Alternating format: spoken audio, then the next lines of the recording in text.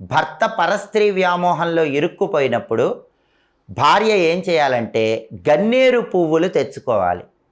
ఆ గన్నేరు పూలని నీళ్లతో కడిపి రుబ్బి పేస్ట్ లాగా చేసుకోవాలి. లేదా గన్నేరు పూలు మిక్సీలో వేసి నీళ్లు పోసి మిక్సీ అయినా వేయచ్చు. అంటే గన్నేరు పూల పేస్ట్ చేసుకోవాలి.